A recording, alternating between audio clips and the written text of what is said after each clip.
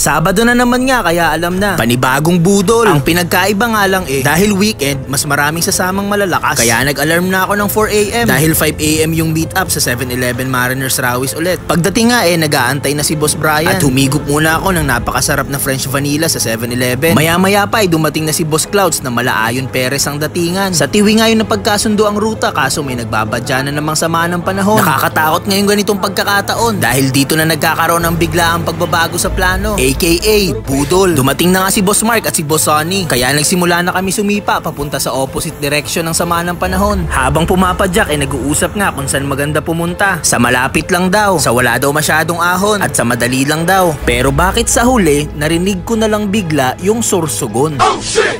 Nung nalaman ko nga na Sorsogon yung ruta sinabi kong mahina na yung preno ko at kailangan na ipa-adjust. Pero di pa rin ako naka-exit dahil nagawa nila ng paraan. Nga pala yung dalawang kasama ko mga nag-top finisher lang naman sa kakatapos lamang na 120km race dito sa Albay. Yung takbuhan ko nga naglalaro lamang sa 20 hanggang 25. Kaya iwan na naman ako. Paano ba naman? Yung takbuhan nila pumapalo ata ng 30 kahit ahon. Pareho lang naman yung mga tuhod namin ito. Pero di ko maintindihan kung bakit yung sa kanila mas malakas. Tuloy-tuloy na nga yung sipa namin hanggang sa sentro ng Castilla Sorsogon. At doon nespatan namin yung grupo ni na Boss Anthony. At ang Boss Idol lang lahat. Walang iba kundi si Frogstrong. At syempre dahil pareha Sorsogon ng ruta nagkausap-usap na magsabay-sabay na lang sila. At ayun na nga. Simula pa lang ng sipa pumapalo agad sa 35. Yung pacing nila galing sentro ng Castilla papuntang Kasagan parang mga naka-scooter. At i-bike check muna natin yung mga dala naming bisikleta. Ang lulupit nga ng bike nila. Kahit titigan mo lang mapapakatsing ka na. Napaghahalataan na di lang malalakas sumipa yung mga to. Malalakas din gumastos. Konting tambay nga lang at kwentuhan dito sa Kasagan. Sabay mabilisang picture taking. Nag-decide na kami mag-take off. Sa mga oras na to nga ramdam mo na yung init. At syempre yung laspag. Iba pa din talaga pag malalakas yung kasama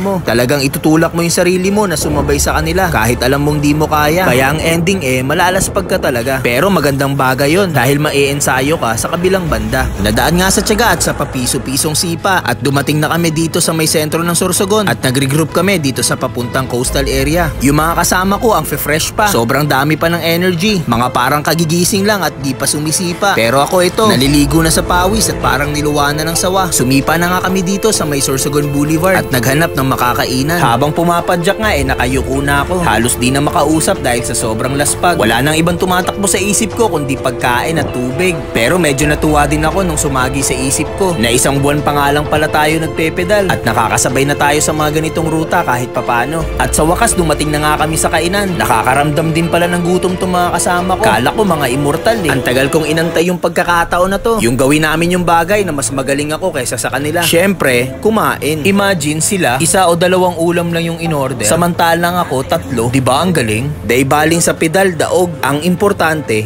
basog. At syempre, may pa-dessert pang napakasarap na halo-halo. Pagkatapos nga kumain, rekta na kami papunta sa sports complex. Tirik na tirik yung araw pero hindi pwedeng wala tayong picture dito. Sayang naman ang pagod, diba? Ang layo ng pinedal mo tapos wala ka man lang ebidensya. Pagkatapos nga ng saglit na picture taking ay pinaalala sa akin ni Boss Makoy na a-attend pala kami ng birthday ng tropa namin ng 11 AM. Kaya ginamitan na namin ng pinagbabawal na teknik. At bago matapos tong video ay nais ko lang batiin ng shoutout si R-Works na galing pa sa Castilla Sorsogon. Medyo laspag ako ngayong linggo mga Boss Idol. Pahinga lang saglit tapos padyak ulit.